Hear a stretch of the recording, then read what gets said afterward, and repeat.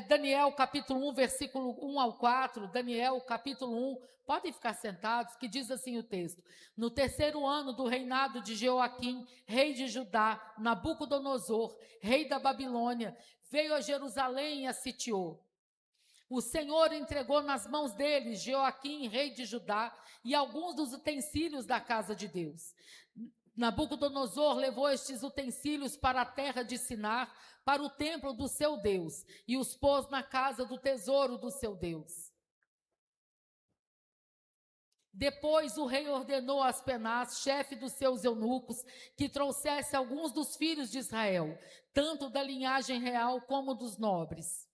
Jovens sem nenhum defeito, de boa aparência, sábios, instruídos, versados no conhecimento e que fossem competentes para servirem no palácio real, e que Aspenaz lhes ensinasse a cultura e a língua dos caldeus. E hoje eu quero falar com você sobre este texto, e este texto, no decorrer da mensagem, você vai perceber que esse texto nos faz uma pergunta. E hoje eu começo essa palavra perguntando para você: em quais mesas você tem sentado? Que tipo de gente você senta para comer, para conversar? Em quais mesas você tem estado? Eu e o pastor estávamos numa casa de uma pessoa que a gente gosta muito, e de repente, na hora do jantar, uma comida deliciosa, esse casal que nos convidou começou a falar mal de alguém que nós amamos. Começou a falar mal de alguém, e eu apertei a mão do pastor e rapidinho eu falei: fulano, você me desculpa, a gente ama vocês, mas nós vamos embora agora, porque se eu ficar aqui te ouvindo falar mal do fulano, eu vou estar sendo desleal com ele que não está aqui. Me desculpa, eu te respeito, respeito a sua casa, mas a gente está indo embora. Porque a gente precisa pensar, irmãos, que quem fala mal dos outros com a gente, fala mal da gente com outras pessoas. A gente precisa pensar que a gente não cabe em todas as mesas. Você vai ver o que aconteceu neste texto, e às vezes a gente está no meio de gente que zomba da nossa fé. Às vezes a gente para no meio de pessoas que ironizam a nossa fé. Gente que zomba, e você não vê isso acontecendo, irmãos, com outras religiões. E aí a gente precisa pensar, sabe, que provavelmente você já ouviu piadinha falando de Jesus, que provavelmente as pessoas já zombaram em algum momento, e algumas mesas não nos cabem mais. E a Bíblia fala agora, e se você gosta de filme de guerra, dessas coisas, depois leia com calma esse livro de Daniel, e você vai perceber, Beth, a perspicácia de Nabucodonosor para invadir Judá, para tirar o povo de Deus dali, tá de novo, filho, para invadir aquele lugar e para trazer para junto de si a estratégia que ele usa para levar os jovens para a Babilônia.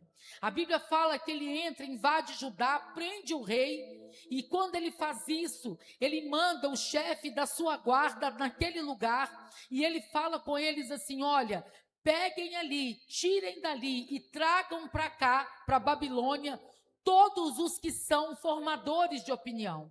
Podem deixar lá os mais idosos, podem deixar as crianças, as mulheres, mas tragam aqueles que formam opinião. Tire do meio deles aqueles que são pessoas inteligentes, que são sábios, que são versados no conhecimento, e traga para a Babilônia este povo para cá. Ele estava dizendo agora para os seus servos, para o pessoal do seu exército, fazer o seguinte: olha, não deixa aquele povo pensar no que está acontecendo. E a gente precisa olhar isso hoje com um senso crítico, irmãos, e saber, você não é obrigado a saber tudo, mas você é obrigado pelo menos a saber alguma coisa sobre todas as coisas. Ser obrigado pelo menos a ouvir o que a pessoa está falando e não ficar vendido naquilo que você está ouvindo. E a gente aprende lendo, estudando. Por que criou no nosso país uma cultura demoníaca das pessoas terem preguiça de ler? Por que se criou essa cultura maligna das pessoas falarem assim: eu detesto ler? Porque se o conhecimento, ninguém vai tomar de você. Aquilo que você aprende, ninguém vai te tomar. Então, agora o rei está falando: tira de lá de Judá todo mundo que forma opinião. E nós formamos opinião, onde nós trabalhamos, onde nós moramos, nós temos uma opinião política, nós temos uma opinião social, nós temos uma opinião sobre as coisas à nossa volta. E esse povo, Nabucodonosor falou: tirem de lá todos esses jovens que eram sábios, que eram intelectuais, tirem de lá esses jovens. E sabe o que o rei fez, Lucas? Falou assim: tragam esses jovens para cá, coloquem esses jovens, deixem esses jovens andarem no palácio. Deixe esses jovens terem acesso aos corredores do palácio, para eles verem a riqueza que tem na Babilônia, para eles verem o ouro que eu tenho, para eles verem o meu poderio, para eles entenderem. Irmãos, esse cara aqui, esse Nabucodonosor, seria hoje, numa proporção maior naquela época, o presidente Trump. Ele era o homem mais importante da sua época. E aí ele fala: pega esses rapazes inteligentes, que formam opinião, pega esses rapazes que têm conhecimento, que têm o intelecto desenvolvido, e solta eles aqui no palácio, para eles se iludirem, irmãos, para eles ficarem impressionados, para eles ficarem seduzidos pela riqueza da Babilônia. E não mudou. É assim até hoje, irmãos. O diabo tenta nos seduzir, nos iludir naquilo que para nós é importante. O inimigo, ele tenta seduzir a igreja do Senhor, e ele vai saber como que ele vai tentar seduzir. Por que, irmãos, que tem tanta gente que sai da igreja iludido com as coisas do mundo? Por que tem tanta gente que abandona a fé por causa das coisas do mundo? Por que tem tanta gente que, irmãos, é bíblico você ter bom carro, boa casa? A Bíblia diz que aquele que trabalha, ele é digno daquilo que o salário pode promover. Mas tem um monte de gente que abandona a fé. Abandona a fé, iludido com carro, com riqueza. Abandona a fé por causa de pessoas que estão fora da presença de Deus. E é isso que Nabucodonosor está dizendo aqui: deixa eles andarem pelo palácio e verem tudo que eu tenho. Nessa hora, irmãos, Nabucodonosor, numa linguagem de hoje, Rômulo, estava dizendo assim: deixa esses jovens acharem que eu tenho alguma coisa mais interessante do que o seu Deus. E a gente tem que pensar hoje: será que tem alguma coisa mais interessante para você do que o Senhor? O que você está pondo em primeiro lugar na sua vida? Se tivesse uma cadeirinha aí dentro do seu coração, essa cadeira era para quem sentar? Muitas vezes, irmãos, as pessoas estão achando que tem coisas mais interessantes lá fora do que a presença do Senhor. E a Bíblia fala que agora esses jovens são tirados do templo, eles são tirados da sua casa, eles são tirados da sua família, eles são tirados do meio da sua fé, eles são tirados dos seus costumes, e eles chegam em Jerusalém. Ele tira aqueles jovens do meio do que eles estavam e os leva, para a Babilônia. E isso tudo era estratégia de Nabucodonosor para fazer aqueles jovens se iludirem com a Babilônia. Irmão, muito cuidado. O diabo nos conhece, conhece as nossas fraquezas. Ele sabe o que é a sua fraqueza, e é nisso que ele vai tentar te iludir. Ele sabe, irmão. Tem gente que a fraqueza é o dinheiro, e às vezes a pessoa nem tem dinheiro e é escrava do dinheiro. E a pessoa que é escrava do dinheiro, ela é tão pobre que ela só tem o dinheiro. Tem gente que a fraqueza é pornografia, e ela vai ter que lutar contra aquela fraqueza muitas vezes, irmãos. Tem gente que a fraqueza é droga. O diabo não vai tentar me iludir com droga, irmãos. Eu nunca vi droga de perto. Então a gente tem que pensar, e a fraqueza que você sabe que tem, como eu sei das minhas, é por elas que você vai ter que lutar. Você vai ter que lutar para o diabo não tentar te iludir. Aí, como se não bastasse, Jennifer, tirar esses rapazes de Judá, levar esses rapazes para Jerusalém, esse homem dá uma ordem para mudar o nome daqueles rapazes. E o nosso nome fala da nossa identidade. Vocês sabiam que há uma pesquisa comprovada que, por mais que a gente ache o nome da gente diferente, eu conheço poucas helenices, mas eu já fui chamada de Berenice. Eu lembrava só da Berê do zoológico, tristeza. Fui chamada de Cleonice. Você já foi seu nome trocado? Se você tem um nome diferentão, os outros trocam seu nome. Eu sei na pele o que é isso. Berenice era demais. Berê, pensa, né? Era demais para mim. Aí, se você tem nome, mas você sabe que é provado que mesmo que a gente tenha um nome diferente, a gente se alegra quando alguém nos sabe o nosso nome. Você já percebeu isso? Você pode estar no meio de um monte de gente, chega alguém, te chama pelo nome, eu vivo dando fora. Então, a vantagem da igreja de crente é que todo mundo é irmão. Você me entende? A nossa vantagem é que todo mundo, eu vivo dando fora. O pastor vive me cutucando, eu vivo trocando nome. Então, a gente é irmão. Paz, irmã, paz, irmão. Mas é provado que o nosso nome, que a gente fica feliz de alguém saber nosso nome. E agora a Bíblia fala que Nabucodonosor pega esses, eu vou falar de 4 pessoas aqui, e vocês sabem bem quem eles são, e muda o nome deles. Daniel, que quer dizer, fala comigo, Deus é meu juiz. Ele pega esse homem que tem um nome, e eu quero te lembrar que os judeus, quando dão nome aos filhos, não é igual a gente que dá nome porque acha o nome bonito, não. A gente, quando dá nome, é diferente. É porque a gente acha um nome bacana, procura na Bíblia. Os judeus não, eles dão nome baseado em alguma coisa que está acontecendo naquele momento. Então, ele não chamava Daniel por acaso. Ele recebeu dos seus pais este nome, e a Bíblia diz que o rei mandou mudar o nome dele para Beltesazar. E sabe o que significa? A senhora protege o rei, fazendo uma alusão à deusa Sarpanitu, que era uma deusa da Babilônia. A senhora, aquela deusa, protege o rei. Ananias, que é aqueles 3 lá da fornalha, e a gente gosta porque eles não foram nem chamuscados, Sadraque, Mesaque e Abednego, olha o nome deles. Ananias foi o nome que ele deu. Diga assim, o Senhor é gracioso. Sabe qual foi o nome que o rei mandou colocar nele? Sadraque, que quer dizer, eu tenho medo do Deus da Babilônia. Aí o próximo, Misael, diga assim, quem é o que Deus é? Olha que bacana esse nome, quem é o que Deus é? Misael. Ele passa a se chamar Mesaque, que quer dizer, eu sou um homem de pouca expressão. E o último, Azarias, diga assim, o Senhor me ajudou. Ele passou a ser Abednego, que quer dizer, eu sou servo do Deus do Nebo. Você sabe por que ele fez isso? Para mudar a identidade, para fazer aqueles rapazes esquecerem quem eles eram na presença de Deus. Isso acontece hoje, irmão. Não esqueça quem você é diante do Senhor.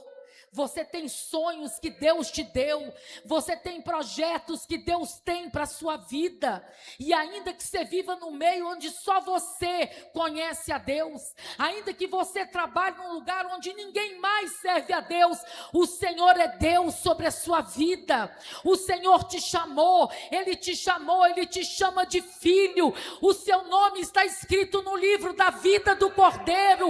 Você tem uma identidade, fala bem forte assim, eu sou filho de Deus. Ô, irmão, vocês têm noção do que é isso na prática? A Manuzinha nasceu há menos tempo, tem uma bebezinha, acho menor do que a Manu. Primeira vez que você vem aqui? Seja bem-vindo. Segunda vez? Aí eu dando fora. Eu falo com vocês que eu vivo dando fora. Você já me conhece. Ela me conhece. Eu também te conheço, só não estou lembrando, tá vendo? Eu vivo dando fora. Eu acho que ela ainda é menor. Mas os neném da gente, vocês lembram quando seus neném nasceram? Pensa o dia que o fofo nasceu. Peguei aquele menino, irmãos. Ele é lindo desde que ele nasceu. Sabe, irmãos? Mas quando os neném nascem meio amassado. Eu não vi a Manuzinha. A mãe já está ali. O pai e a mãe, um casal de modelo. Não tem jeito dessa menina nascer feia. Um casal de modelo, né? Mas a gente pega aqueles meninos cheios de sebo. Quem o homem aqui que viu os filhos nascer? Quem dos homens aqui? Você aguentou, Daniel? Ô, Glória! Cutuca não, Johnny, que é bonito ajudar no parto, né? E aí a gente acha os meninos da gente lindo. E na verdade, irmãos, vamos combinar, na hora que nasce não é tão lindo assim não, mas a gente acha. Aí os meninos da gente vão crescendo, A gente tem uma vontade, eu quero avisar para você que é filho, que ainda não é pai nem mãe, a gente tem uma vontade de abrir a cabeça, a gente não quer matar os filhos da gente, mas a gente queria abrir a cabeça e pôr tudo dentro da cabeça. Esse Andrezinho era um, que eu vivo querendo abrir a cabeça do menino, pôr as coisas na cabeça dele e tirar um pouco de coisa, porque eu estava aqui, estava lá em casa domingo passado, passando mal, vendo Andrezinho pregando, foi falar uns treinos que eu fiquei lá em casa suando toda. Vocês estavam aqui domingo passado? Vocês viram Andrezinho? Você sabe o que eu estou dizendo, então obrigado, de nada. É isso aí. E aí, irmãos, Deus olha para a gente assim, Ele nos deu uma identidade. Quando a gente aceita Jesus, você lembra o dia que você aceitou Jesus? Alguém aqui lembra a data do batismo? Você entendeu a pergunta? Alguém, você lembra que você batizou nas águas? Lembro, você desceu na água, todo mundo lembra. Vocês lembram a data? Obrigado, irmãos, eu lembro a data. Dia 2 de julho, dia 3 de julho de 1980. Vocês não tinham nem nascido. Fala de uma vez que eu estou... Dia 3 de julho de 1980. Naquele dia, você lembra que você aceitou Jesus? O Senhor nos chamou de filho. E aí a Bíblia diz que Ele nos adota, que Ele nos chama de filho. E Ele nos dá uma identidade nova. E era isso que Nabucodonosor queria tirar. Sabe aquele dia que você acorda e acha que deu tudo errado? Aquele dia que as coisas não saem como você quer. Tem tanto dia assim, né, irmãos? Mas o Senhor é que nos deu uma nova identidade e Ele está conosco. A Bíblia fala que agora esse rei chama Mateus, esses rapazes, e fala: vocês vão comer da minha mesa. Vocês vão sentar na mesa que eu sento e vão comer daquilo que eu como. E a Bíblia fala que aqueles 4 rapazes recusam comer da mesa do rei. Eles recusam comer da mesa do rei. Contar o seu negócio, você não sabe. Desde o ano passado eu não tenho saliva, por isso que eu masco chiclete. Você já me viram chupando chiclete na hora do culto? É só por isso. Só que o chiclete agora me incomodou. Espera aí. Desde que eu tive aquela dor no rosto, eu não tenho mais saliva. Por isso que eu tenho que estar com alguma coisa na boca. E aí, irmãos, aqueles homens falam, eles decidem não comer da mesa do rei. E quando eles tomam essa decisão, eles não estão falando só de estarem ali num jejum, de estarem ali separados. Toda comida do rei da Babilônia, toda comida era consagrada a um Deus. Daí também uma dica: se você é esfomeado e come sem orar, vigia. Porque tem uns crentes tão esfomeados que esquece que tem que orar para comer e nem sabe quem que fez a comida e sai comendo. Isso é sério, irmãos. Tudo que eles bebiam, toda a bebida do rei, era consagrada a outros deuses que estavam ali. E além disso, aqueles rapazes eram judeus, eles não podiam comer qualquer comida, tinha coisa que era preparada de forma contrária à lei de Moisés, e eles não podiam comer. E eles tomam essa decisão: nós não vamos comer dos manjares da mesa do rei. Irmão, a gente às vezes precisa tomar decisões. No mês que vem nós vamos ter 21 dias de jejum. E nesses 21 dias de jejum, a igreja vai estar aberta de 20 às 21 horas. Nós vim na igreja 21 dias, na gandaia, irmão, o povo converte e cansa. O povo ficava na gandaia, ia trabalhar virado. Eu não sei se era o caso de alguém aqui, porque vocês já nasceram tudo crente, mas o povo no mundo nunca está cansado. Vai para farra, fica na farra a noite inteira, volta para trabalhar, ninguém reclama cansaço. Aí o povo converte e cansa. Nós 21 dias na igreja. São decisões que nós temos que tomar. Eu quero lembrar você, se você ler a Bíblia com calma, que Jesus não falou assim: olha, Débora, se um dia você jejuar, Fernando, se um dia você jejuar, Adelaine, não foi isso que Jesus falou. Esperando que a igreja inteira jejue, o Senhor Jesus diz assim em Mateus 6,16, quando você jejuar, não faça como os hipócritas. Lava o seu rosto, para que ninguém ache que você está desfalecendo. Então o Senhor espera da igreja, porque Ele sabe, nos ensinou que existem batalhas que a gente só vai vencer com jejum e oração. Ele espera que a igreja inteira jejue. Não é uma opção, é um dever da igreja jejuar. E agora aqueles homens tomam a decisão de não se contaminarem com aquela comida. E a Bíblia fala que passam 3 anos. Irmãos, eles perderam tudo, o rei tirou tudo deles. Eles passam 3 anos e não aceitam comer dos manjares da mesa do rei. Eles passam 3 anos e aquele rei tirou deles a família, o templo, tirou deles a cultura, tirou deles a terra natal, até o nome aquele rei havia tirado deles. Mas uma coisa aquele rei não tirou: a identidade deles, não tirou Deus de dentro deles. Pense nisso hoje para você. Às vezes os problemas são tantos que a gente vai esmorecendo, irmão. Se você não ficar esperto, você enfraquece na fé. Se você trabalha no meio de muita gente que não é cristã, se você não vigiar, daqui a pouco você está fazendo coisa que o povo lá do mundo está fazendo. Se você trabalhar no meio de um monte de gente que conta piada, que fica aí falando um tanto de trem que não precisa, daqui a pouco você está fazendo igual. Aqueles homens, a Bíblia fala que eles decidiram no seu coração não se contaminarem com os manjares do rei. E hoje o Senhor nos chama para perguntar: que decisão que você tem tomado, irmão? Quais as decisões que você tem tomado para a sua vida? Aqueles homens não negociaram a sua fé. Eles não se sentaram na mesa do rei. E sabe o que aconteceu? Nabucodonosor, no final da sua vida, ele manda fazer a estátua. Todo mundo sabe da história. Esses 3 amigos de Daniel entram na fornalha e não viraram churrasco, nem chamuscado eles ficaram. A gente sabe da história. No final da vida, Nabucodonosor fica louco. E depois dele, Daniel serve a mais 3 reis. Daniel é primeiro-ministro de mais 3 reis. O império muda, sai das mãos da Babilônia, vai para a mão dos medo-persas, e Daniel continua ali, porque ele decidiu não se contaminar. Irmão, a gente precisa pensar nisso. E neste mês do fortalecimento, a gente precisa pensar o tanto que a gente tem de Deus dentro de nós. Tem dia que as dificuldades querem te colocar para baixo. Conversando com a pastora Júlia essa semana, irmão, o que a gente está vivendo? Quantas coisas acontecendo ao mesmo tempo. E a gente tem que lembrar que nós temos o Senhor. Esse ambiente de viver milagre que a gente está acostumado. Irmãos, a gente acha natural falar: fulana foi curada de câncer. Você viu? Irmãos, eu mesma, a gente acostumou com tudo. Vocês lembram que o médico tinha falado que minha voz ia demorar 6 meses para voltar ao normal? Quem lembra disso? E eu saí do hospital falando. Fizemos os 21 dias aqui de oração e jejum, e todos os 21 dias eu peguei o microfone e falei. O médico me perguntou como é que eu estava, irmãos.